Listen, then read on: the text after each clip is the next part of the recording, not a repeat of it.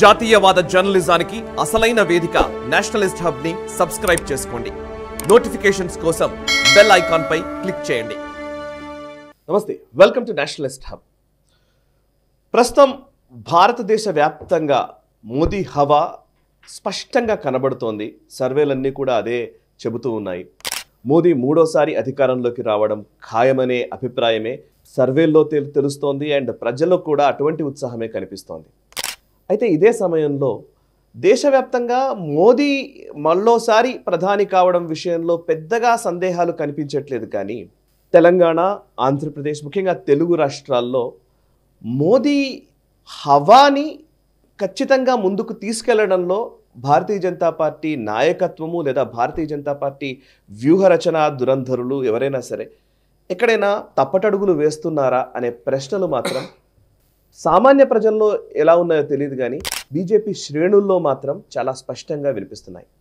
చాలా వరకు ఈ మధ్య కాలంలో జరుగుతున్న పరిణామాలు చూస్తూ ఉంటే భారతీయ జనతా పార్టీలోని కార్యకర్తలు లేదా శ్రేణులు, జిల్లాల్లోని నాయకులు చాలా మందిలో ఒక రకమైనటువంటి ఒక అనుమానాస్పద ధోరణే వ్యక్తమవుతున్న పరిస్థితి స్పష్టంగా కనబడుతోంది. దాన్ని జాతీయ స్థాయిలో మోదీ పట్ల లేకపోతే బీజేపీ పట్ల ఉన్నటువంటి ఒక అంకిత భావము ఇవన్నీ దాంట్లో ఎటువంటి తేడా అక్కర్లేదు. బట్ కమ్యూనికేషన్లో ఎక్కడైనా ఇబ్బంది కలుగుతోందా అనేది ముఖ్యమైన ప్రశ్న. ఎందుకంటే ఈ మధ్య దేశవ్యాప్తంగా కూడా అటు నితీష్ కుమార్ లేదా జేడీయూ ఎన్డీఏలో జాయిన్ అయింది. అటు నిజానికి అవసరం ఉందో లేదో తెలియకపోయినప్పటికీ కూడా బీజేడీ లాంటి పార్టీని కూడా ఎన్డీఏలో చేర్చుకోవడం జరిగింది. ఇంకోవైపు అన్నాడీఎంకేతో కూడా చర్చలు జరుపుతున్నట్టుగా వార్తలు వస్తున్న పరిస్థితి. ఇంకొక వైపు ఇటు తెలుగుదేశం పార్టీ కూడా ఎన్డీఏలో జాయిన్ అయిన పరిస్థితి. ఈ నేపథ్యంలో మోదీ హవా స్పష్టంగా ఉన్న టైంలో ఈ కూటముల రాజకీయాలు ఎందుకని కోalition అనేదాన్ని ఇంకా విస్తృతపరచాలని బీజేపీ అనుకుంటుందో అనేది ఒక అంశమైతే, ఆయా పార్టీలు ఓటమి పాలైన వెంటనే గెలిచినప్పుడు వేరు, కానీ ఓడిపోయిన వెంటనే ఆ పార్టీల నాయకులు ఇమీడియట్గా కాషాయ కండువా కప్పుకోవడం విషయంలో అండ్ ఒక్కసారిగా వాళ్ళని చాలా రెడ్ కార్పెట్ వెల్కమ్ లాంటిదే కనబడుతోంది. జాయిన్ అయిన వెంటనే వాళ్లకు టికెట్లు కూడా అనౌన్స్ అవుతున్నాయి. ఇట్లాంటి ఒక పరిస్థితిని బీజేపీ శ్రేణులు నిజంగా ఒకసారి ఆశ్చర్యంగా చూస్తున్న పరిస్థితి అయితే కనబడుతున్నాయి. సో ఈ నేపథ్యంలో అసలు భారతీయ జనతా పార్టీ వ్యూహంలో ఇదంతా భాగమా? భారతీయ జనతా పార్టీ అనుకుంటున్నది ఏంటి? కార్యకర్తలకు నిజంగా కమ్యూనికేట్ అవ్వట్లేదా? లేదా దేశవ్యాప్తంగా ముఖ్యంగా కేంద్రంలో తీసుకుంటున్నటువంటి నిర్ణయాల్ని అమలుపరచడంలో మాత్రమే నిమగ్నమయ్యారా? అసలు ఎక్కడ ఏం జరుగుతుంది అనే అంశాల గురించి కొంత డిస్కస్ చేయాలని అనిపించిన వెంటనే టక్కున నా మెదడులో వచ్చినటువంటి పేరు భారతీయ జనతా పార్టీ కోసం తన జీవితంలో అంటే ఇంకా మిగతా అనేక అంశాలు ఏ పార్టీలు ఎన్ని ప్రలోభాలు పెట్టాయో తెలియదు, కానీ అవన్నీ పక్కన పెట్టేసి కేవలం బీజేపీ కోసమే పనిచేస్తున్నటువంటి ఒక అగ్రశ్రేణి నాయకుడితో, బీజేపీ లోతుపాతులు తెలిసిన వ్యక్తితో మాట్లాడితే స్పష్టమైన ఒక మెసేజ్ వెళుతుంది అనే ఒక ఉద్దేశంతో నేను ఒక వ్యక్తిని ఇన్వైట్ చేశాను. వారు మీ అందరికీ పరిచయమే. భారతీయ జనతా పార్టీకి సంబంధించి ఆయా మీడియా ఛానల్లో రెగ్యులర్గా డిబేట్స్లో, డిస్కషన్స్లో పార్టిసిపేట్ చేస్తూ బీజేపీ అంతర్గతమైన విషయాల్ని చాలా స్పష్టంగా అర్థం చేసుకున్నటువంటి వ్యక్తుల జాబితాలో ముందు వరుసలో ఉండేటువంటి వ్యక్తి బీజేపీ రాష్ట్ర కార్యదర్శి అండ్ అందరికీ పరిచితమైనటువంటి వ్యక్తి, అందరి తల్లో నాలుకలా మెదిలేటువంటి ప్రకాష్ రెడ్డి గారు ప్రస్తుతం నేషనలిస్ట్ హబ్ స్టూడియోలో ఉన్నారు. వారితో మాట్లాడదాం. నమస్కారం ప్రకాష్ రెడ్డి గారు. నాకు నేను ఇంట్రొడక్షన్లో నేను మాట్లాడిన మాటలు మీరు చాలా స్పష్టంగా వాట్ ఈజ్ హ్యాపెనింగ్ అనే ఒక అంశం గురించి నేను డిస్కస్ చేయాలనుకున్నాను. ఫస్ట్ బేసికల్లీ నిజానికి కమలంలో ఉత్సాహం ఖచ్చితంగా ఉంది. మూడోసారి మోదీ అధికారంలోకి వస్తారన్న ఉత్సాహం డౌటే అక్కర్లేదు, కనిపిస్తోంది. అది ఎక్కడ పోయినా కూడా బయట వాళ్ళు కూడా మోదీయే వస్తాడు అని మాట్లాడుతుండడం ఒకవైపు నడుస్తోంది. కానీ ఇంటర్నల్గా ఎక్కడో ఒక సందేహాత్మకమైన కోణంలో శ్రేణులు ఆలోచిస్తున్నాయి. అసలు కరెక్టే కానీ అనే మాటలు రెగ్యులర్గా వినిపిస్తున్నాయి. ఈ మధ్య చూస్తే నేను 1 month నుంచి రెగ్యులర్గానే చాలామందితో మాట్లాడుతున్నాను. చాలామంది మమ్మల్ని మాకు కమెంట్స్ పెడుతున్న వాళ్ళు చూస్తున్నాను. మీకు అట్లాంటిది ఏమైనా అట్లాంటి ఇన్ఫర్మేషన్ ఉందా? లేకపోతే నిజమేనా కాదా? లేకపోతే ఓన్లీ ఇది మీడియా అనుకుంటున్న మాటగా మీరు సింపుల్గా దాటేస్తారా? నేను సింపుల్గా దాటేట్లేదు సాయి గారు. నమస్తే. మీరు అన్నట్టు సింపుల్గా దాన్ని ఏమి తీసి అవతల పడేస్తాను. నేను మళ్ళీ చాలా స్పష్టంగా ఒక విషయం చెప్పదలుచుకున్నా. BJP is the cadre party.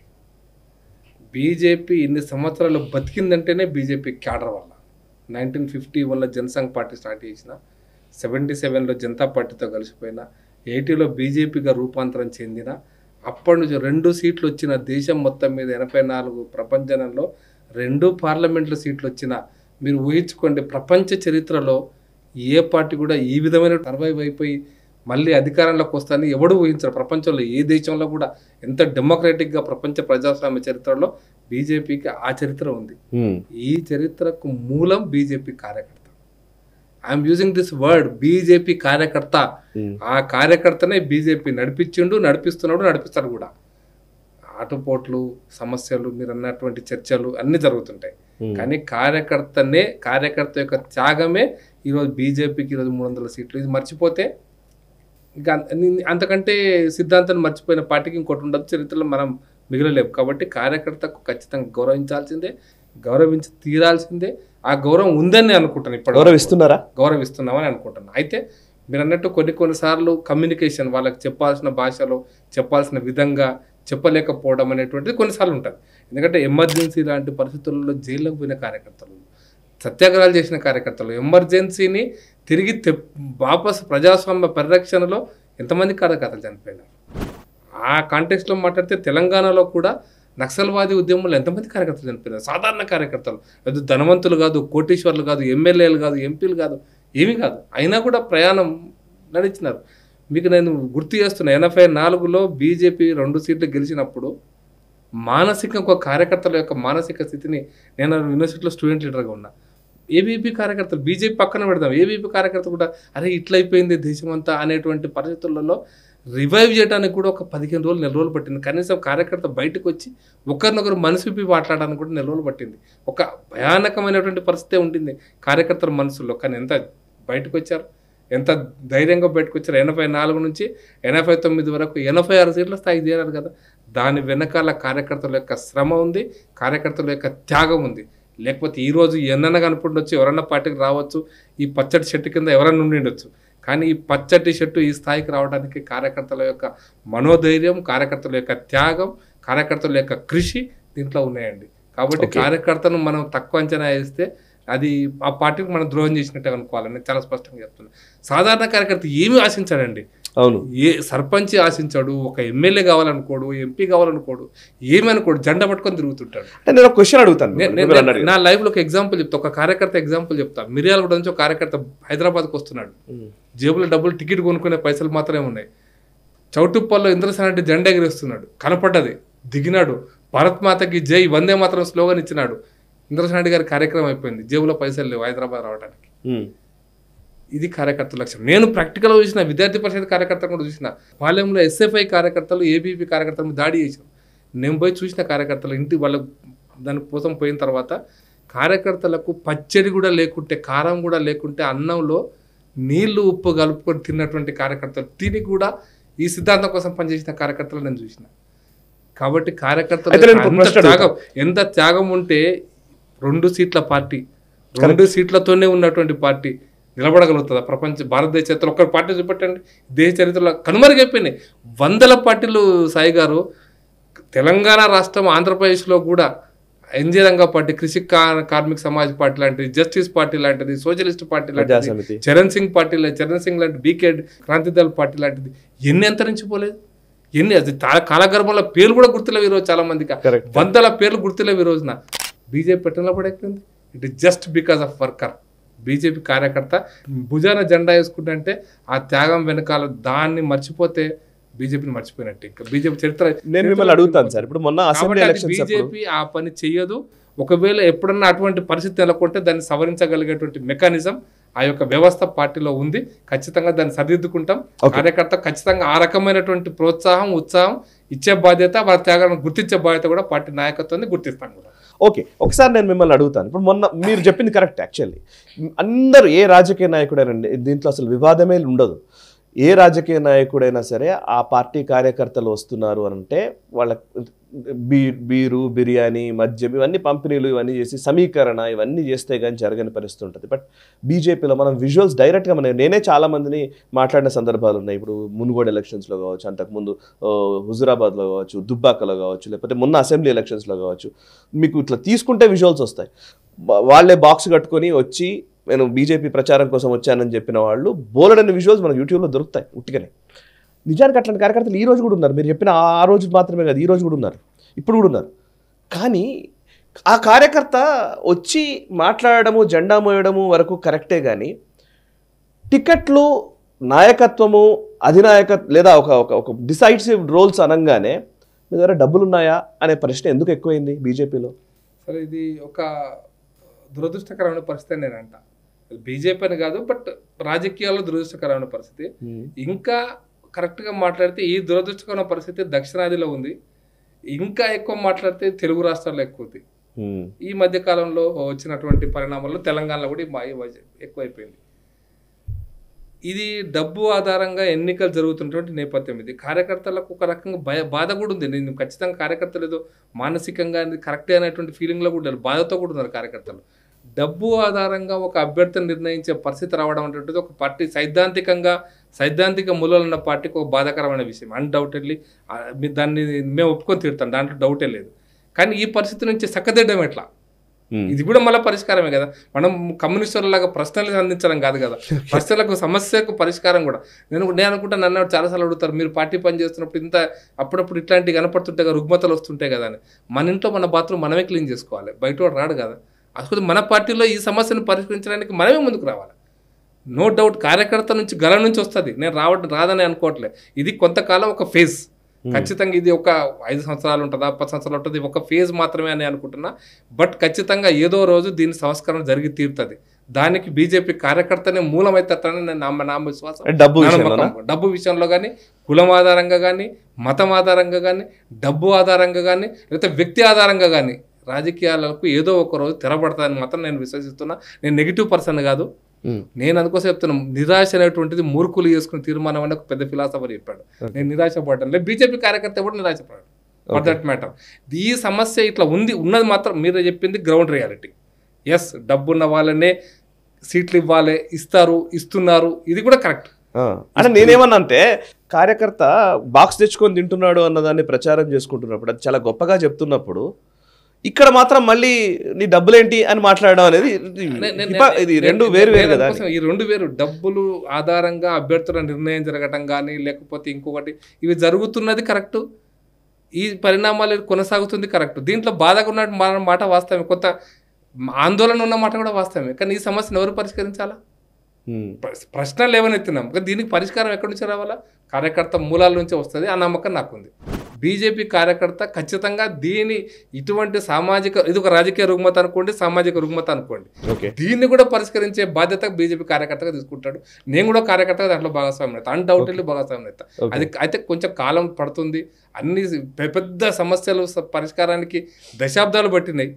అటువంటిది ఈ సమస్య పరిష్కారం అనేది ఖచ్చితంగా పరిష్కారం అవుతుంది. తెలుగు రాష్ట్రాల్లో ముఖ్యంగా డబ్బు ఆధారంగా, కులం ఆధారంగా, మతం ఆధారంగా ఓట్లు పడేటువంటి రోజులు పోతాయని కోరుకుంటున్నా. అందరం ఒకటే అనేటువంటి విషయం కోరుకుంటా. అయితే నేను ప్రాక్టికల్గా దక్షిణాది రాష్ట్రాల్లో ఎక్కువ ఉంది. అప్పుడప్పుడు మన పార్టీ నాయకులు చెప్తుంటారు, ఇక్కడ ఒక ఎమ్మెల్యే ఖర్చు పెట్టేది 4 పార్లమెంట్లకు ఖర్చు అవుతాడట. హిమాచల్ ప్రదేశ్లో 4 పార్లమెంట్లకు ఖర్చు అవుతుంది. నేను ప్రాక్టికల్గా పోయిన ఎన్నికలలో సాయి గారు, నేను మొన్నటి లాస్ట్ 2020 శాసనసభ ఎన్నికలలో, ఢిల్లీ శాసనసభ ఎన్నికల్లో కిషన్ రెడ్డి గారు ఎంపటి నేను కొన్ని అసెంబ్లీ నియోజకవర్గాలు పోయినా, సింపుల్గా భోజనం కూడా లేదు, బిస్కెట్లు, టీ అంతే. ఆఫీసులో కంటిన్యూస్గా అందుబాటులో ఉన్నాయి, అందరికీ అందుబాటులో ఉన్నాయి.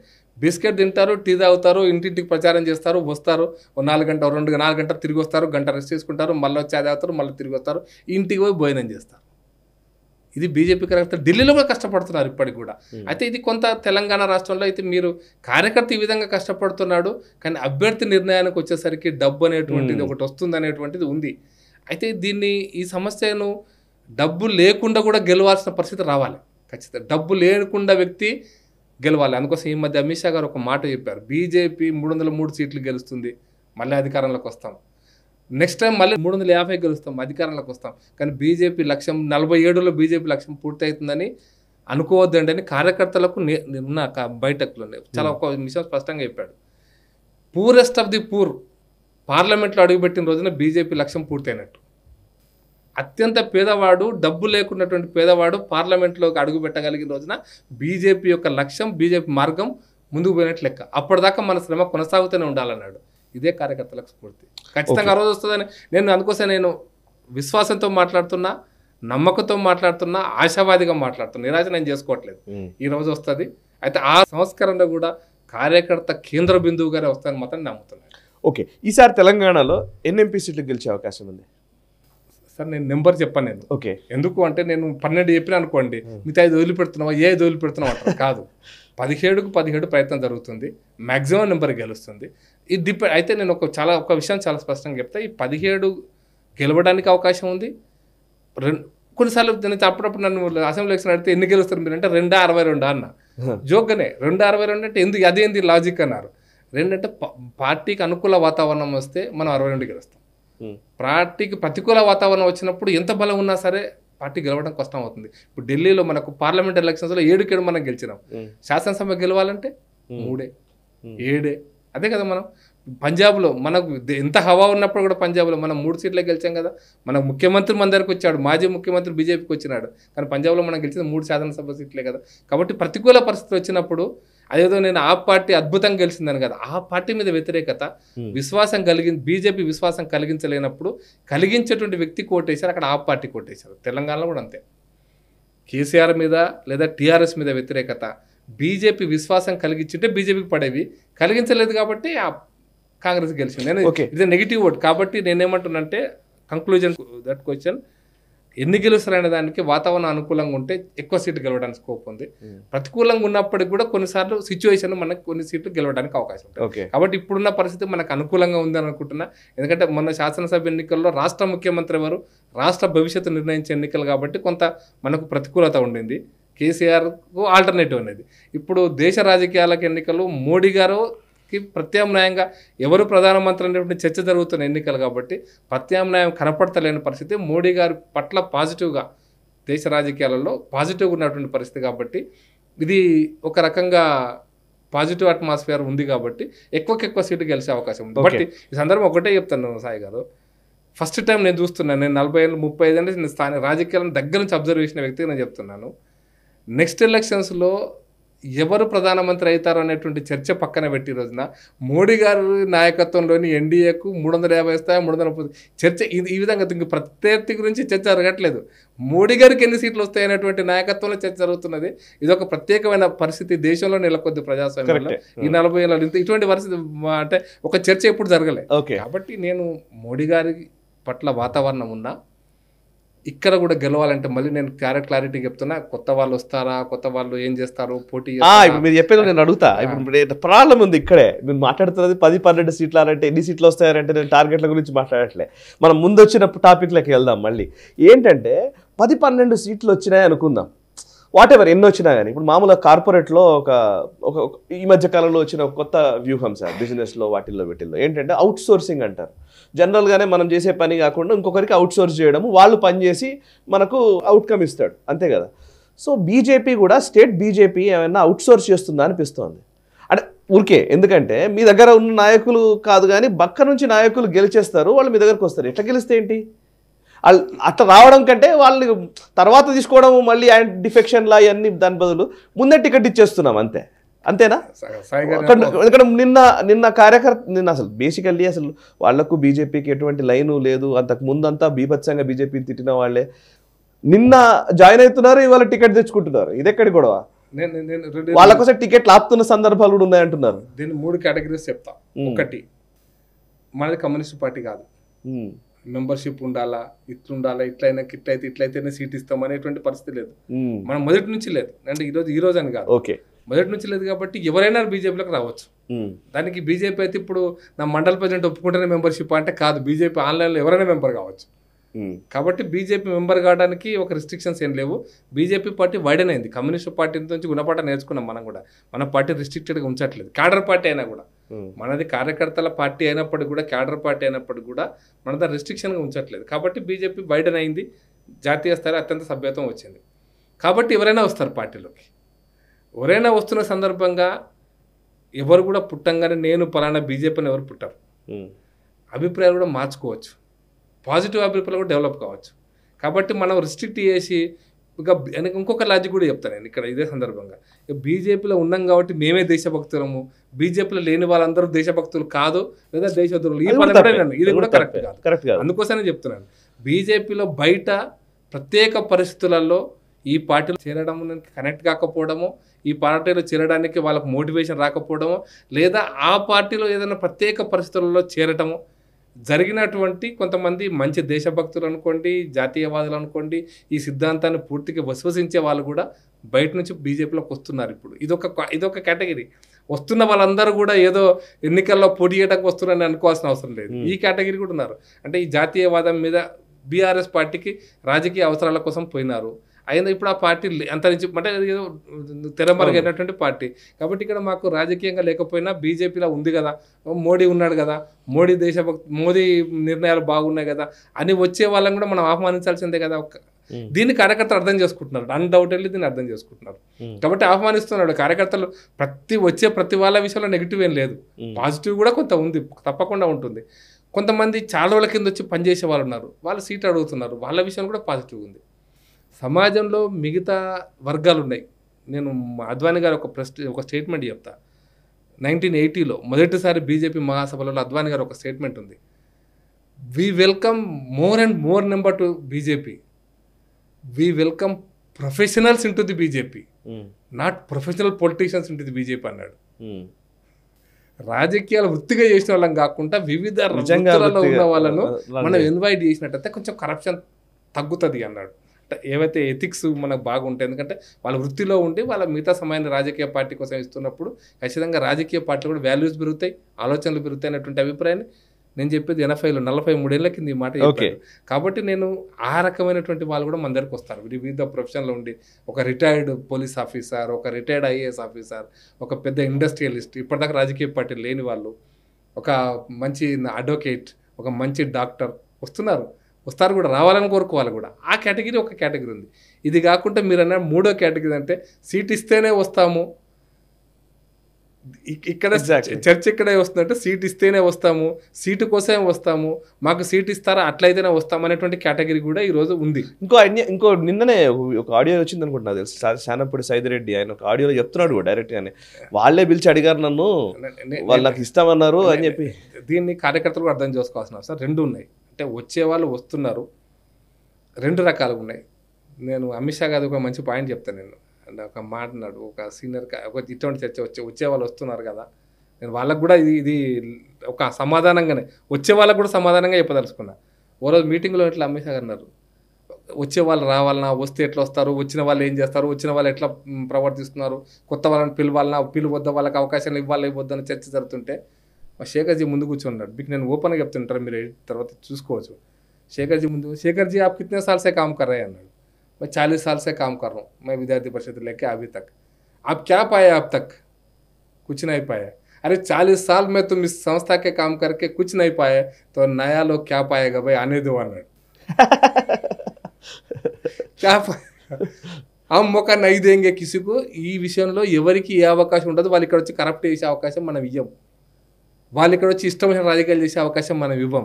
వాళ్ళు ఇక్కడ వచ్చి కార్యకర్తల మీద ఆధిపత్యం చేసే అవకాశం కూడా మనం ఇవ్వం. వస్తే రానియండి, మనతో కలిసి ప్రయాణం చేస్తే సంతోషం, కలిసి ప్రయాణం చేయకుండా విభేదిస్తే పోయిన వాళ్ళు కూడా ఉన్నారు. కాబట్టి రాజకీయాల్లో వాళ్ళు పదవులే ఆశించి మన దగ్గరికి వచ్చే వాళ్ళు తాత్కాలికంగా కొంత దూరం ప్రయాణం చేస్తారేమో కానీ శాశ్వతంగా మనతో ఉండలేరు కూడా. అట్లా పోయిన వాళ్ళు కూడా చాలామంది ఉన్నారు. కాబట్టి తాత్కాలికమైన ఇప్పుడు మనం పోతున్నటువంటి ఫేజ్ అవుతుందో 2024 పార్లమెంట్ ఎన్నికలు అనుకోండి, లేదా తెలంగాణ రాష్ట్రంలో మొన్న 2023 శాసనసభ ఎన్నికలు అనుకోండి, ఒక ప్రత్యేక పరిస్థితులలో మనం గెలవాలనే లక్ష్యంగా పనిచేసిన ఒకటి. ఇంకోటి గెలుపు వల్ల కూడా మనకు చాలా సాధ్యమవుతుంది. సాయి గారు, ఇది మనం అర్థం చేసుకోవాల్సిన విషయం. అంటే ఇప్పుడు మనకు 2/3 మెజార్టీ లేదా వస్తే మనం చేయగలిగే పనులు వేరే ఇంకా చాలా ఉన్నాయి. పార్లమెంట్లో కానీ, అంటే లోక్సభలో కానీ, రాజ్యసభలో కానీ ఎక్కువ రాష్ట్రాలు గెలిస్తే మనం చేయగలిగే సాధించాల్సిన పనులు చాలా ఉన్నాయి. ఈ రోజున మనం 370 ఆర్టికల్ రద్దు చేయడానికి మనం బలమే కదా. వాజ్పేయి గారు ఎందుకు చేయలేకపోయినరు, మోడీ గారు ఎందుకు చేశారంటే సంఖ్యాబలమే కదా, ప్రాక్టికల్గా సంఖ్యాబలమే కదా, వేరే ఉందా? ఈ నోట్ల రద్దు చేసి ఉగ్రవాదాన్ని అణచడం కోసం కావాల్సిన చర్యలు తీసుకోవడంలో మన సంఖ్యాబలం లేకపోతే మోడీ గారు సాహసం చేయగలుగుతుండ్రా? ఓకే, అస్సాంలో కానీ మిగతా ప్రాంతాలలో మనం తీసుకుంటున్నటువంటి ఉగ్రవాద ఇన్సర్జెన్సీ చర్యలలో లేదా నిన్న తీసుకున్నటువంటి సిటిజన్షిప్ యాక్ట్లో మన పార్లమెంట్లో మన సంఖ్యాబలం లేకుండా చేయగలుగుతామా? నిర్ణయాలు తీసుకునేటువంటి శక్తి అక్కడ ఉన్నప్పుడు ఇక్కడ ఒక ఎంపీఓ, ఇద్దరు ఎంపీలో, ముగ్గురు ఎంపీలో బయట నుంచి వచ్చిన వాళ్ళు అయినా కూడా ఏం ఫరక్ పడదు. వాళ్ళు మన పార్టీతో కలవాల్సిందే, మన పార్టీతో ఇమడాల్సిందే. అయితే గెలుపు లక్ష్యంగా పోతున్నప్పుడు కొన్ని ఎత్తుగడలు కూడా ఉంటాయి. ఎత్తుగడలు నేను అన్ని విషయాలు మనం ఎత్తుగడలు బయట చెప్పలేము. కానీ ఈరోజు తెలంగాణ రాష్ట్రంలో ప్రత్యేక పరిస్థితి ఎత్తుగడ ఏంటంటే మొన్నటి వరకు త్రికోణ పోటీ ఉంది, కాంగ్రెస్, బీఆర్ఎస్ అండ్ బీజేపీ. మొన్న అసెంబ్లీ ఎన్నికల తర్వాత బీఆర్ఎస్ అనేటువంటిది ఒక సైడ్ లైన్ అయిపోయిన పార్టీ, దాన్నంటే సైడ్ లైన్ అయిపోయి దూరం జరిగినటువంటి పార్టీ, లేదా ఈ పార్లమెంట్ ఎన్నికల్లో దాని యొక్క ప్రభావం కూడా చూపెట్టలేని పార్టీ. ఎందుకంటే లాస్ట్ టైం 9 గెలిచారు, అంతకుముందు 15 గెలిచినా చేయగలిగింది ఏం లేదు, ప్రభుత్వంలో కూడా ఇప్పుడు లేదు. మా గలం, మా దళం, మా బలం అని ఎన్ని చెప్పుకున్నా 6 కారు సర్కారు 16 అనుకున్నా అవన్నీ పోయినాయి, షేడ్ అయిపోయినటువంటి అవి ఆ రంగులన్నీ కూడా. సో ఇప్పుడు మనకు ఇక్కడ మనం గెలవటమే లక్ష్యం. ఎవరు తగ్గించాలి మనం ఇక్కడ నెక్స్ట్ ఎలక్షన్స్లో కూడా అనుకో. ఒక పాయింట్ కూడా చెప్తాం, మళ్ళీ మాటికి నేను అమిత్ షా గారిని కోట్ చేస్తున్నా అంటే కొన్నిసార్లు మనకు మనం అర్థం చేసుకోవడం కోసం చేస్తున్నా, దాని ఉద్దేశం వేరే కాదు, దురుద్దేశంతో కాదు. రాజనీతిలో అరే పైలా 1 नंबर अगर सरकार में है तो 2 नंबर को देखते भाई, तीसरे नंबर को कोई देखेगा भी नहीं. ఓకే, అంటే మూడో పార్టీని ప్రజలు గుర్తించరు. ఈ పార్టీకి వ్యతిరేకంగా ఓటేయాలంటే ఏ పార్టీ బలంగా ఉందో ఆ పార్టీ కొట్టేస్తారు. మన కాంగ్రెస్ కి వేసినట్టు కేసీఆర్ ఒడగొట్టాలనుకున్న శక్తి ఎక్కువ ఉంది, కాంగ్రెస్ గెలిపించాలనుకున్న శక్తి తక్కువ ఉంది. అట్లా ఇప్పుడు మనం ఎవరి ఎత్తుగడలో ఎవరు తగ్గాలో ఎవరిని పెరగాలనుకుంటే కాంగ్రెస్ ఈరోజు ఉంది అధికారంలో, వచ్చింది అధికారంలో తెలంగాణలో, కాబట్టి వాళ్ళ స్ట్రెంత్ వాళ్ళకు ఉంది. ఈ రోజున మనకి మన స్ట్రెంత్ పెంచుకోవాలి. మనం 14% నుంచి 30-35% ఓట్లకు పోవాలి. ఎక్కడి నుంచి మనకి ఎక్కువ రావాలో ఓట్లు, ఏ పార్టీ నుంచి మనకి ఎక్కువ రావాలి, ఇది ఎత్తుగడ. ఈ ఎత్తుగడలో భాగంగా మనం సాధ్యమైనంత వరకు ఆ పార్టీ నుంచి తీసుకోవడమే లక్ష్యంగా మనం ప్రయాణం సాగుతుంది. ఎత్తుగడలో భాగం అనుకోండి, ఇది తప్పు కూడా ఏం లేదు కదా. కాబట్టి వస్తున్న ప్రతి ఒక్కరిని కూడా మనమే తప్పుగా చూడాల్సిన అవసరం లేదు. కొంతమంది వస్తారు రాజకీయాలే వృత్తిగా తీసుకున్న అందుకోసం రాజకీయాలు వృత్తిగా ఉండేవాళ్ళు, పదవుల కోసం వచ్చేవాళ్ళు కొద్దిమంది ఉంటారు. వాళ్ళని కూడా సంస్కరిద్దామండి. మన దగ్గరికి వచ్చినాక వాళ్ళు కూడా సంస్కరించబడతారు, వాళ్ళు కూడా మన కోసం పనిచేయబడతారు కూడా. అందుకోసం మనం సంస్కరించే దీంట్లో మనం ఉన్నాం. ఎంత పెద్దోడు వచ్చినా మన దాంట్లో కలిసి సంస్కరించబడి మనతో ఉండాల్సిన పరిస్థితి.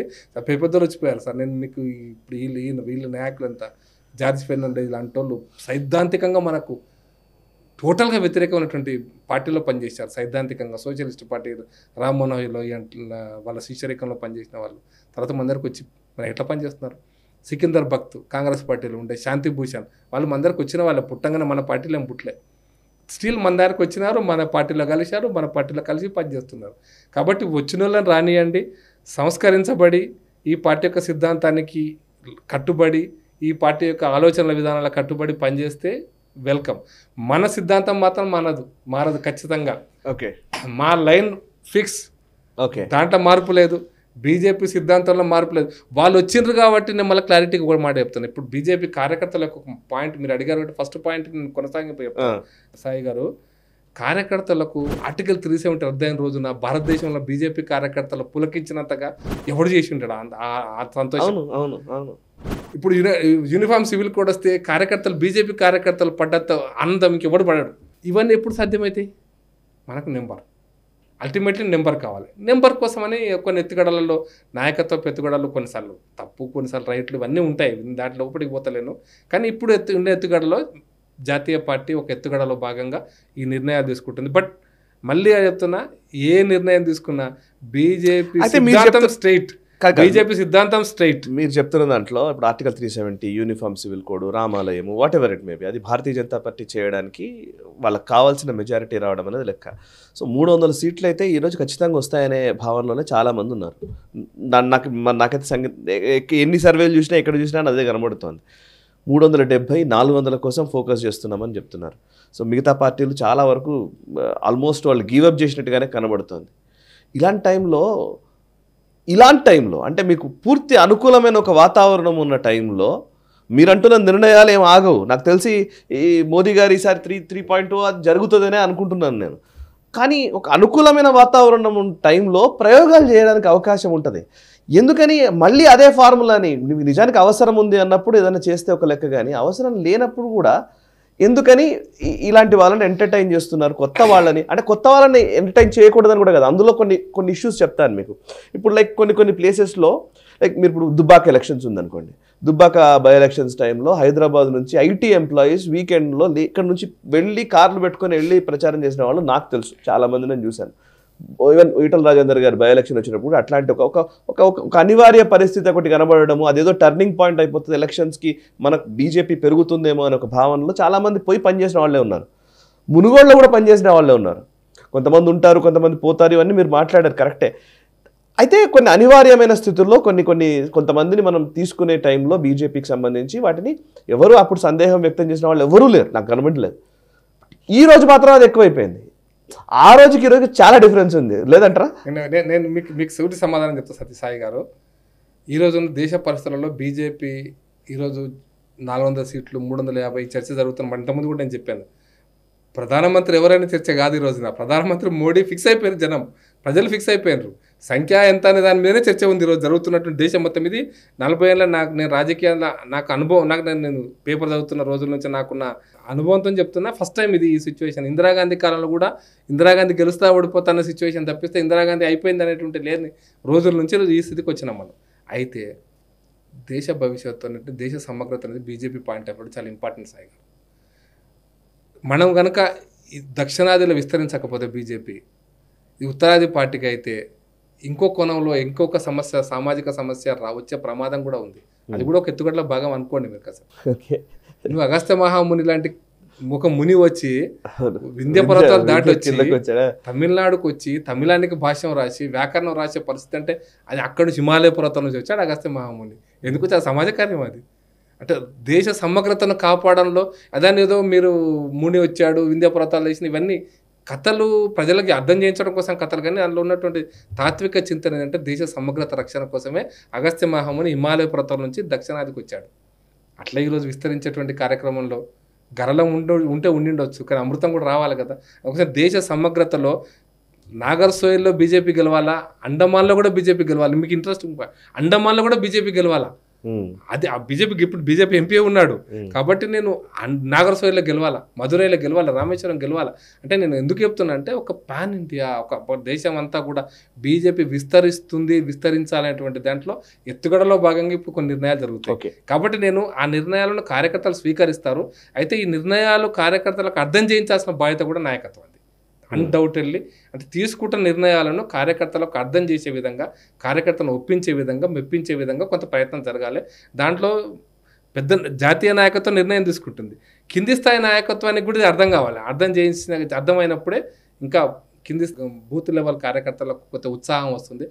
కార్యకర్తలకు ఉత్సాహం రాకుంటే మనం గెలవలేం సాయి గారు, ఇది చాలా క్లియర్. మళ్ళీ క్లారిటీగా చెప్తున్నా, ఇది నెగిటివ్గా చెప్తున్నా అనే ఉద్దేశంతో కాదు. నేను మోడీ హవా మహారాష్ట్రలో మొన్న కూడా 2014 కూడా మహారాష్ట్రలో ఉండింది కదా, కర్ణాటకలో ఉండింది కదా. కర్ణాటకలో మహారాష్ట్రలో 25కి 25, 26కి 26 మనం గెలిచినాం కదా. తెలంగాణలో ఒక సీటు గెలిచినాం. కారణం ఏంటి అంటే ఇక్కడ కార్యకర్తల యొక్క సమూహం పెరగాల. కార్యకర్త అందుకోసం మోడీ గారు చాలాసార్లు చెప్తుంటారు, గాలి బయట ఉన్నంత మాత్రాన కుదరదు, గాలి టైర్లో కొట్టిన తర్వాతనే ఆ సైకిల్ ముందుకు పోతుంది, ఆ కొట్టేటువంటి వాళ్ళు కార్యకర్తనే అని చెప్పాడు. అనుకుంటే నేను మీకు this the first prime minister అనుకుంటే నేను భారతదేశంలో కూడా కార్యకర్తలను కూడా అంత అద్భుతంగా అడ్రస్ చేసేయగలిగాడు. మీకు 2022, 21 ఏప్రిల్ 6వ తారీఖు నాడు బీజేపీ ఏర్పాటైన రోజు ఆయన మోడీ గారు మొత్తం కార్యకర్తలు, దేశంలో ఉన్న బీజేపీ కార్యకర్తలను ఉద్దేశించి వర్చువల్గా మాట్లాడాడు. ఆ రోజు ఒక మాట చెప్పిండు, दो पीढ़ी चले गया సర్కార్ నహీ ఆయా కుछ ప్రదేశం మే దో 2 తరాలు గడిచిపోయినాయి, అయినా కార్యకర్తలు పనిచేస్తున్నారు. ఎప్పుడు వస్తుందో కూడా తెలియదు, ఎప్పుడు అధికారంలోకి వస్తామో కూడా తెలియదు, అట్లా కూడా పనిచేస్తున్నారు. అటువంటి కార్యకర్తలను గురించి ఆలోచిస్తున్నప్పుడు, బీజేపీ కార్యకర్తల గురించి ఆలోచిస్తున్నప్పుడు నాకు ఒకసారి ఆనందం అవుతుంది, ఒకసారి బాధ కూడా కలుగుతుంది. బట్ ఆ ప్రాంతాలు కూడా మనం గెలవాలి. ఓకే, లక్ష్యం గెలవాలనేది. ఎందుకు అంటే 2 తరాలు గడిచిపోయింది. తెలంగాణ ఆంధ్రప్రదేశ్ రాష్ట్రంలో కూడా 2 తరాలు గడిచిపోయినాయి సాయి గారు. అధికారం లేదు, కష్టాలు, బాధలు, కేసులు, ఆర్థిక నష్టాలు, కార్యకర్తల యొక్క సమయం, వాళ్ళకి భార్య పిల్లలతో ఉండలేక పిల్లలకు ఇబ్బంది పెట్టి ఇన్ని జరుగుతున్నప్పటికి కూడా కార్యకర్త పనిచేస్తున్నప్పుడు ఆ కార్యకర్తకు కూడా అధికారం ఉంటే ఎట్లుంటుంది అనేటువంటిది కూడా రావాలి కదా. Okay. దానికోసం కూడా ఒక ఎత్తుగడలో భాగం అని అనుకోవాలి మనం. అంటే జాతీయ పార్టీ ఏది బీజేపీ వ్యతిరేక, వాళ్ళెవరు మనకు వ్యతిరేకం కాదు కదా. తెలంగాణలో తెలంగాణ బీజేపీ కార్యకర్తలకు వ్యతిరేకం, మిగతా దేశానికంతా ఒక రకం కాదు కదా. వాళ్ళు ఆలోచిస్తున్నప్పుడు కొంత పాజిటివ్ కూడా ఉంటుంది. అయితే ఇక్కడ సహజమైనటువంటి కొన్ని అభిప్రాయాల విషయంలో కొంత చర్చ జరగాలి. ఇంకా డీప్గా జరిగితే ఇంకా బాగుండేదని నా అభిప్రాయం. ఇంకా బాగా జరిగి, ఇంకా డీప్గా జరిగి, ఇంకా ఆమోదయోగ్యమైన చర్చ జరిగితే బాగుండేది. సో దట్ కార్యకర్తలు ఇంకా మనం వన్ సైడ్ కూడా మాట్లాడుతున్నాం, ఇంకో సైడ్ కూడా మనం మాట్లాడాలేమో. వన్ సైడ్ ఏంటంటే కార్యకర్తలు లేకపోతే బీజేపీ సిస్టము, దీనికి తెలిసిన వాళ్ళు, ఇదొకటి. ఇంకొకటి ఏంటంటే ఇప్పుడు కొంతమంది నాయకులు బయట నుంచి వచ్చిన వాళ్ళే లిటరల్లీ వాళ్ళ నుంచి వస్తున్న ఒక మాట కూడా ఉంది, మేము ఇంతకంటే ఏమో అని చేసుకోవాలి నాకు అర్థం కాబట్టి ఎన్ని రోజులు మమ్మల్ని పరీక్షిస్తారనే భావనలో వాళ్ళు కూడా కొంతమంది ఉన్నారు. ఎట్లా అంటే నిజానికి ఇప్పుడు నేను ఈటల రాజేందర్ వచ్చారనుకుందాం, ఆయన వచ్చిన రోజుకి ఈ రోజుకి ఆయన ఆంగికం కావచ్చు, వ్యవహార శైలి కావచ్చు, మాట్లాడుతున్న విధానంలో చాలా మార్పు ఉంది. డెఫినెట్లీ నేను సాయి గారు ఇప్పుడు నాకు అర్థమైంది ప్రశ్న. బట్ నేను ఒక మాట చెప్తా, బీజేపీ కార్యకర్తలు ఎవరు కూడా నాకు ఎమ్మెల్యే సీటు కావాలని అడగరు. పార్టీ ఇస్తే తీసుకుంటారు. ఆ స్థాయికి ఎదిగినప్పుడు నువ్వు పరిపూర్ణమైన కార్యకర్త కింద లెక్క. ఇక ఆలోచించుకొని అండి, అది ఎవరు, నేను వ్యక్తుల గురించి మాట్లాడతాను, ఏ నాయకుడైనా సరే. నాకు బీజేపీ పార్టీ నా మీద విశ్వాసంతో నాకు అవకాశం ఇస్తే నేను ఎమ్మెల్యేగానా ఎంపీగానా పోటీ చేస్తాను, నేను సిద్ధమవుతా. నేను ఇయ్యనప్పుడు నేనైపోయి నాకు ఇస్తారా ఇయ్యారా అని పైరవి చేసుకోను. నేను ఎప్పుడు కూడా, నేను కాదు ఏ పార్టీ కార్యకర్తలు పద్ధతి మాట పైరవి చేసుకోడు. పైరవి చేసుకోకుండా పదవి అవకాశం అడుగుతుంది. నేను నాకు అవకాశం ఇస్తే పరిశీలించండి సాయి గారు, నాకు ఎమ్మెల్యే సీట్ అయితే నేను బాగుంటుందన్నా అని చెప్తా నేను. అంతే తప్ప నేను పైరవి చేసుకోను. నాకు సీటు పర్వాలేదు కానీ బీజేపీ అధికారంలో రావాలని కోరుకున్న రోజు మీరు పరిపూర్ణమైనటువంటి బీజేపీ కార్యకర్తగా మారినట్లెక్క. నేను దీంట్లో మరి తేడా ఏం లేదు. ఇంకా నేను సీటు నాకు అవసరం లేదు కానీ పార్టీ రావాలి. ఈరోజు బీజేపీ కార్యకర్తలు అందరూ అది, అరే నాకు సీటు రాకపోయింది బీజేపీ తెలంగాణ అధికారం రావాలని కోరుకునే వాళ్ళే వేలాది మంది కార్యకర్తలు ఈరోజు శ్రమదానం చేస్తున్నారు. కాబట్టి మరి ఆ కార్యకర్తల ముందు నువ్వు కూడా కర్తవ్యం అయినప్పుడు ఈ ఆలోచన చేయండి. కరెక్ట్. ఈ ఆలోచనకు రండి. వచ్చే వాళ్ళు ఎవరైనా సరే ఈ ఆలోచనకు రండి. అప్పుడు వాళ్ళు బీజేపీ అంతా కలిసిపోయినట్లే. నేను ఒకటే మాత్రం కొత్త వాళ్ళని కూడా ఆహ్వానిస్తాం, గౌరవిస్తాం. అందులో గౌరవించాలి కూడా, కార్యకర్తలు కూడా గౌరవించాలి కూడా. వాళ్ళు కొత్తగా వస్తున్నప్పుడు వాళ్ళకి అర్థం చేయించాలి కూడా మన సిద్ధాంతాన్ని, మన కార్యపద్ధతిని. రెండు చెప్తున్నా, సిద్ధాంతం ఒకటి ఉంది, కార్యపద్ధతి కూడా ఉంది. మనం చేసే పద్ధతి, మన ఏ రకంగా పార్టీ వృద్ధి చేస్తామని ఈ రెండింటిని అర్థం చేయించాలి. అర్థం చేయించడం కోసం కొంత సమయం పడుతుంది. అప్పటిదాకా వాళ్ళ అతిథులుగా చూడాలా, చూసి వాళ్ళను మన దాంట్లో. అయితే నేను అందరూ 100% చెడ్డవాళ్ళు కాదు కదా. అవును, మంచి వాళ్ళు చాలా మంది ఉంటారు. ఆ పార్టీలో కూడా మంచి వాళ్ళు చాలా మంది ఉంటారు. ఆ పార్టీలో ఏమవుతుంటారు, వాళ్ళందరూ మనతో కలిసి నాకు సీట్ లేకపోయినా పర్వాలేదు కానీ బీజేపీ గెలవాలని కోరుకునే స్థాయికి వచ్చేసారు అనుకోండి, కరెక్ట్. ఆ రోజు వస్తుంది అనుకుందాం తప్పకుండా. ఎందుకు నిరాశపడాలి? ఆ రోజు మీరు అడిగిన ప్రశ్న ఏంటంటే వాళ్ళు అనుకుంటున్నారు మేము ఇంకెంత శీల పరీక్ష ఎంత చేసుకోవాలని అడుగుతున్నారు అనుకోండి. ఇదే పరీక్ష. వాళ్ళకు పరీక్ష ఏంటంటే ఎన్నికలు వచ్చినప్పుడు నాకు పర్వాలేదు నా పార్టీ గెలవాలి అనుకున్నప్పుడే పరీక్షను నెగ్గినట్లు లెక్క. చాలా మంది కార్యకర్తలు అంటున్నారు ఏ పోస్టు నాకు పర్వాలేదు నేను పార్టీకి పనిచేస్తానే వాళ్ళు. బీజేపీలో వేలాది మంది కార్యకర్తలు ఉన్నారు. ఆ కార్యకర్తల్లో మీరు భాగమైనప్పుడు మీకు అత్యున్నతమైన గౌరవం దొరుకుతుంది తప్పకుండా. మీకు ఆ గౌరవానికి మీరు కూడా ఒక మెట్టు దిగాలని నేను కోరుకుంటున్నాను. బీజేపీకి 8 సంవత్సరాలు పనిచేసిన కార్యకర్తలు ఉన్నారు, 40 సంవత్సరాలు. నేను ఇంకొక ప్రశ్న అడుగుతాను. ఇది ఒక నెగిటివ్ ప్రశ్న అనుకోండి, మీరు నెగిటివ్ ఆలోచన అనుకోండి. నేను బయట ఎక్కడో బాగా చేయాల్సిన దుర్మార్గపు అవినీతి అన్ని పనులు చేసి ఒక 100, 200, 500 కోట్లు సంపాదించుకున్నాను. నేను ఇక్కడ వచ్చాను అనుకో, నేను పవిత్రం అవుతానా కదా విషయం పక్కన పెట్టండి. బట్ ఇవన్నీ బంద్ చేసి నేను కనుక ఇక్కడ పార్టీలో పనిచేయడం మొదలుపెట్టాను అనుకోండి, నేను ఇదే పరిస్థితుల్లో ఇంకొక బీజేపీ కార్యకర్త ఏవి డబ్బు పట్టించుకోకుండా పార్టీ కోసం పనిచేశాడు అనుకోండి, ఈ లెవెల్ ప్లేయింగ్ గేమ్లో ఎవరెట్లుండాలా? ఈ సమస్య ఉందా లేదా? లెవెల్ ప్లేయింగ్ గేమ్లో నేను మొత్తం వ్యాపారం వేస్తా, భూ వ్యాపారం చేస్తా, భూదందాలు చేస్తా, పైరవీలు చేసుకుంటా, వేరే పార్టీలో ఉంటా, అధికార పార్టీలో ఉంటే డబ్బులు సంపాదించుకొని ఈ పార్టీకి వస్తా. ఇక్కడే ఉండి ఏవేవి కాకుండా బీజేపీ సిద్ధాంతాన్ని నమ్మి సిద్ధాంతం కోసం సమయం అంతా ఇచ్చి పనిచేసేటువంటి ఒక కార్యకర్త ఉంటాడు. ఈ లెవెల్ ప్లేయింగ్ గేమ్లో కొన్ని ఇబ్బందులు వస్తాయి. కాబట్టి వచ్చే వాళ్ళు కూడా అర్థం చేసుకోవాలి, లెవెల్ ప్లేయింగ్ గేమ్లో ఎక్కువ కాలం పనిచేసినటువంటి కార్యకర్తలను కూడా వాళ్ళు కూడా గౌరవించడం మొదలు పెట్టాలి. వాళ్ళని కూడా నా వెంబడి వచ్చిన వాళ్ళకే కావాలనేటువంటి సిద్ధాంతం వాళ్ళు కూడా ఆలోచన లేకుండా ఇక్కడ ఈ సిద్ధాంతం కోసం పనిచేస్తున్న తరాల కొద్ది తరం గడిచిపోయే కార్యకర్తలు ఉన్నారు, వాళ్ళని కూడా వాళ్ళు గౌరవించడం నేర్చుకోవాలి. అక్కడ కూడా అందుకోసం ఇది ఒక్క సైడ్ నుంచి మీరు అనుకుంటున్నటువంటి కాదు, 2 సైడ్లు జరగాల. బట్ నేను ఖచ్చితంగా చెప్తుంటే ఎప్పుడు వీళ్ళ గౌరవం దొరుకుతుందంటే నా పార్టీ అధికారం రావాలి, నేను కాకపోయినా సరే నా అభ్యర్థి ఎవరు ఉంటే నా కమలం గుర్తు, నేను కాదు అభ్యర్థి, నా కమలం గుర్తు అనుకునే రోజు వచ్చినప్పుడు వాళ్ళకి అత్యున్నతమైన గౌరవం, ఆ నాయకులు అట్లా ఆలోచించిన అత్యున్నతమైన గౌరవం దొరుకుతుంది ఖచ్చితంగా. కాబట్టి దాంతో వెయిట్ చేద్దాం. చాలామంది వస్తారు, చాలామంది కలుస్తారు, మనతో కలిసి ప్రయాణం చేస్తారు.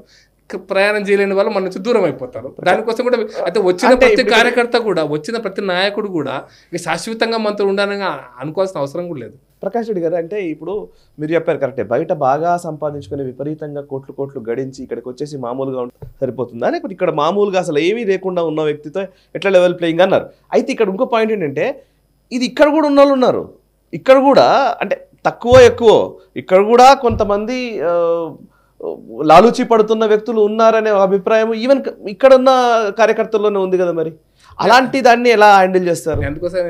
సో అందుకే నేను అనేది ఎవరి దగ్గర తులసి తీర్థం ఉంది. నేను అందుకోసమే కార్యకర్త నిర్మాణం అనేటువంటి నిరంతర ప్రక్రియ. కరెక్ట్. ఈరోజు అయిపోయింది కార్యకర్త అబ్సల్యూట్ పర్ఫెక్ట్ అనేటువంటి నేను కూడా కాదు, కరెక్ట్, మీరు కూడా కాదు, ఎవరు కాదు ఫర్ దట్ మ్యాటర్. కార్యకర్త ఎవరికి అబ్సల్యూట్గా ఈయన పరమ పవిత్రమైనటువంటి కార్యకర్త అనేటువంటిది ఏమి ఉండదు. ఇక్కడ రాజకీయ పార్టీలు మిగతా వ్యవస్థలలో, సామాజిక వ్యవస్థలో ఉండేటువంటి పరిస్థితులు వేరు, రాజకీయ పార్టీలో ఉండేటువంటి పరిస్థితులు వేరు. అధికారము, కొన్నిసార్లు మనం పోగానే సెల్యూట్ కొట్టేటువంటి వ్యవస్థ, లేకపోతే ఆఫీసర్లు మనకి ఇచ్చే గౌరవం, ఇది చూసినప్పుడు కొన్నిసార్లు ఆ విశ్వామిత్రుడు టైపులో కొన్నిసార్లు ఉంటాయి, నేను కాదంటలేను. ఆ కుర్చీలో కూర్చున్నప్పుడు పెరిగే అహంకారం, ఇవన్నీ కూడా కొన్ని రుగ్మతలు ఉంటాయి. అయితే ఇవి అబ్సల్యూట్గా ఎవరు ఇక ఆయన పరమ పవిత్రంగా అబ్సల్యూట్ అయిపోయింది, నా పరిపూర్ణమైనటువంటి కార్యకర్తగా మారిపోయినా అనడానికి ఎవరికి ఉండదు.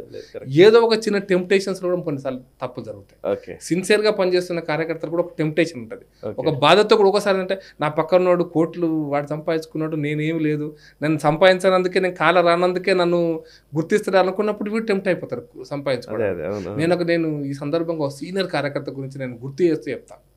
జంగారెడ్డి గారు, నేను మీకు గుర్తు చేస్తే మీకు లైవ్ లో చెప్పినా పర్వాలేదు. జంగారెడ్డి గారు 2 నాగాల్లో వ్యవసాయం చేసే వ్యక్తి, టీచర్, హిందీ పండిట్ టీచర్. జనసంఘ కాలం 67లో ఏమీ లేని రోజులలో పోటీ చేశాడు. డబ్బులు ఇంకా మీకు ఒక టీచరు, సాధారణ వ్యవసాయ కుటుంబం, డబ్బులు ఆ రోజు ఎలక్షన్ ఆయన పోటీ చేస్తూ ఆయన ఆలోచించి ఎట్లుంటుంది చెప్పండి. 67లో ఎమ్మెల్యే గెలిచాడు అంటే ఎంత అద్భుతమైనటువంటి విషయం అని మీరు అర్థం చేసుకోండి. 72లో అప్పుడు హౌసింగ్ మినిస్టర్ మీద గెలిచాడు అప్పుడు జంగారెడ్డి గారు, సాధారణ వ్యక్తి. జనసంఘ్ పార్టీ నుంచి కూడా జనసంఘ్ పార్టీ గెలుస్తుందా తెలంగాణ ఏంది అనే రోజులలో 72లో ఓడిపోయాడు. 78 ఆయనకు అసెంబ్లీ సీట్ రావాలా, న్యాయంగా అయితే జనసంఘ్ పార్టీ జనతా పార్టీలో కలిసిపోయింది, న్యాయంగా సీట్ రావాలా. ఢిల్లీ దాకా పోయినాడు, 3 టైర్ మామూలు స్లీపర్ కోచ్లో ఢిల్లీ దాకా పోయినాడు, ప్రయాణం చేసి పోయి. డబ్బులు లేవు. ఆయన చాలామంది పెద్ద నాయకులు కలిసి అటల్జీని కూడా కలిసిన రోజుల్లో అప్పుడు డబ్బులు, అధికారం ఇవన్నీ ఆయనకు సీట్ వస్తుందా రాదా, అటల్జీ కూడా నీకు సీట్ రాకపోవచ్చు, వెళ్ళిపోయిగా నేను చెప్పినా కానీ ఏం చేస్తామనే రోజులలో ఆయన నాకు చెప్పిన విషయం బాధతో చెప్పాడు. అరే పైసలు లేకపోతే ఎట్లుంటుందిరా అనేటువంటి నాకు ఆ రోజు నాకు బాధ అయిందిరా, ఆ తర్వాత నేను మొదలుపెట్టాను డబ్బులు సంపాదించడం అన్నాడు. ఈ టెంప్టేషన్స్ ఒకసారి సంపాదించడం మొదలు పెడితే నీతివంతం కూడా సంపాదించవచ్చు, కొన్నిసార్లు మనం తప్పటాడు కూడా వేయచ్చు. ధర్మబద్ధంగా సంపాదించుకోవడానికి మనం వ్యతిరేకం కాదు, ఎవరు మన సిద్ధాంతం కమ్యూనిస్టులలాగా ఆలోచించే విధానం కాదు. ధర్మబద్ధంగా ఎవరైనా సంపాదించుకునే అధికారం ఉంది, సంపాదించుకోవచ్చు కూడా, సంపాదించాలని కోరుకుంటాం కూడా. నాట్ దట్ అందరూ అదేం లేచి మనకు డబ్బులు లేవు మాకు అవసరం, ధర్మబద్ధంగా ఎంత సంపాదించుకున్నా మనకు ఇబ్బంది లేదు. అయితే కొన్నిసార్లు టెంప్ట్ అయినప్పుడు, ఇటువంటి టెంప్టేషన్ వచ్చినప్పుడు ధర్మ మార్గం కూడా కొన్నిసార్లు వీడే ప్రమాదం కూడా ఉంది. దీన్ని కూడా అప్పుడప్పుడు మనం సవరిస్తూ జంగారెడ్డి గారు చెప్పారు కాబట్టి ఆయన పాపం ఉన్నారు ఆయన. అందుకోసం జీవితకాలం అంతా ఆయనకు సీట్లు ఇవ్వకపోయినా, సీట్లు ఇచ్చినా ఏమి ఇవ్వకపోయినా ఆయన చివరికి బీజేపీ జెండా కప్పుకొని చనిపోయినాడు. పుట్టింది అక్కడి నుంచే, చచ్చింది అక్కడి నుంచే. అటువంటి కార్యకర్తలు తరాలు ఉన్నాయి మన దగ్గర, తరాలు గడిచిపోయినాయి. అట్లాంటి వాళ్ళు ఎంతమంది ఉన్నారు అటువంటి వాళ్ళ కార్యకర్త, తరాలు 2 తరాలు 3 తరాలు ఈ విధంగా పనిచేసిపోయిన వాళ్ళు ఉన్నారు. అందుకోసం నేనేమంటున్నానంటే టెంప్టేషన్స్లో కొన్నిసార్లు బీజేపీలో ఉన్న కార్యకర్తలు కూడా కొన్నిసార్లు అంటే నాకు ఇన్నోవా కారు కావాలి, 50 లక్షలు కావాలి టెంప్టేషన్. నాకు చిన్న కారు ఎందుకునే, స్కూటర్ ఎందుకునే, కారు కావాలనుకున్నాడు అనుకోండి. ఈ టెంప్టేషన్ ఈ సందర్భంగా నేను చెప్పాలి వ్యూవర్స్కి కూడా, మీరు నాకు 10 ఏళ్ళకెళ్ళి పరిచయమా, 15 ఏళ్ళు అవుతుంది నాకు తెలిసి, చాలా రోజులకెళ్ళి పరిచయమే. ప్రతి డిస్కషన్కి ప్రకాష్ రెడ్డి గారు వచ్చారు చాలా వరకు. ఏ రోజు ఆయన అంటే నాకు ఈ వెహికల్ ఉండాలి, నేను ఇట్లు ఉండాలి, అక్కడ ఉండాలి, అసలు ఏ రోజు లేదు. చాలాసార్లు ఈ రోజు ఈ ఇంటర్వ్యూకి వచ్చేటప్పుడు కూడా ఆయన మెట్రో రైల్లో వచ్చారు.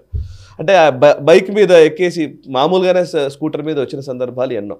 సో బేసికలీ ప్రకాష్ రెడ్డి ఇది కావాలని చెప్పాను నా వ్యూవర్స్కి, ఎందుకంటే ఉన్నారు మీలాంటి వాళ్ళు చాలామంది ఉన్నారు, లేదని కాదు. కాకపోతే మీరు టెంప్టేషన్స్ అని చెప్తున్నారు. మీరు తాత్విక ధోరణికి వెళ్ళే అంత అంత దూరం ఆలోచించని వాళ్ళకి మీరు ఇచ్చే సజెషన్ ఏంటి? నిజానికి ఈ రోజున్న పరిస్థితుల్లో బీజేపీకి సంబంధించి ఒక లాస్ట్ మెసేజ్. నేను ఎప్పుడు కూడా సాయి గారు పలానా వాడు బాగా ధనవంతుడు కాబట్టి చరిత్రలో పేరెక్కిన ఒక పేరు కూడా మీరు చెప్పలేరు, కానీ పలానా వాడు త్యాగం చేశాడు అనే వాళ్ళ చరిత్ర పుటలకు ఎక్కుతుంది. మీరు ఊర్లో త్యాగం చేస్తే ఊరి చరిత్ర పుట్టుతుంది. నాకు తెలిసి నేను చదవలేదు కూడా, మన కసిరెడ్డి గారు పుస్తకం రాశారు, అంటే గ్రామ దేవుళ్ళు ఎట్లుంటారు అనేది. ఆ ఊరు తూములో ఒక ముసలమ్మ తూము ఊక తెగిపోతుంటే ఏం చేస్తారో, ఎట్లా ఉండాలా తూము అంటే నరబలి కోరుకుంటుందని ఊళ్ళో చర్చ జరిగింది. ఒక ముసలమ్మ నేను బతికేం చేస్తాను, నేను తూము చచ్చిపోతే నా వల్ల ఆ తూము నిలబడ్డది అనుకోండి, చెరువు ఆ ఊరికి లాభం కానీ చచ్చిపోయింది. ఆ ఊర్లో ఆమె గుడి కట్టించి ఆమెను పూజించారు. అట్లా ఎవరి స్థాయిలో వాళ్ళకు పూజింపబడతారు. అందుకోసం త్యాగాలు ఎప్పుడు కూడా గురించబడతాయి, లెక్కించబడతాయి. తాత్కాలిక ప్రయోజనాలకు ఈరోజు నన్ను చేయి మీద కూర్చోబెట్టలే, నాకు ఉపన్యాసం వెయ్యనీయలే, లేకపోతే నాకు పెద్ద పీట వెయ్యలే, నాకు పెద్ద పలానా మమ్మీ మోడీ గారు వస్తే నన్ను గెలవనీయలే, ఇట్లాంటివన్నీ కూడా తాత్కాలికమైనవి. నీవు త్యాగం అనేటువంటిది నిరంతరం చేసే త్యాగం అనేటువంటి శాశ్వతమైనది, లిఖించబడుతుంది, గుణించబడుతుంది. కాబట్టి నేను కార్యకర్తల యొక్క త్యాగం బీజేపీలో చాలా చిన్నది కాదు. కొద్దిమంది అటు ఇటు టెంప్టేషన్స్ ఉన్నా, ఇప్పుడు బాగా మంచి నీళ్ళు పోతున్నప్పుడు కొంచెం గంగా నదిలో మురికి నీళ్ళు వస్తే కూడా ఏ విధంగా అయితే అది మొత్తం మురికే కనపడుతుంటుంది, బయటికి కనపడేది మురికి ఎక్కువ కనపడుతుంది, మంచి ఎక్కువ కనపడదు.